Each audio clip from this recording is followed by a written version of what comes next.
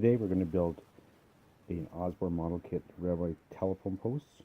We'll start by removing the crossbar.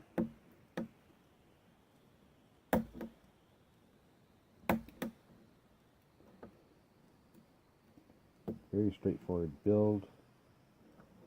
Then we'll take a post. There's a shaded area in here.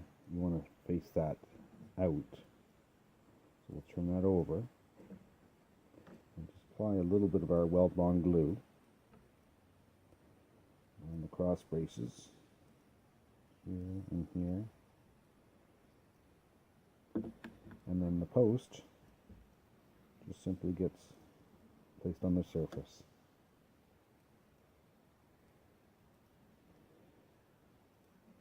And there we have a telephone post. Then what you can do is you can take some weathering inks and stain the posts and the crossbars, and it'll give it a very authentic look.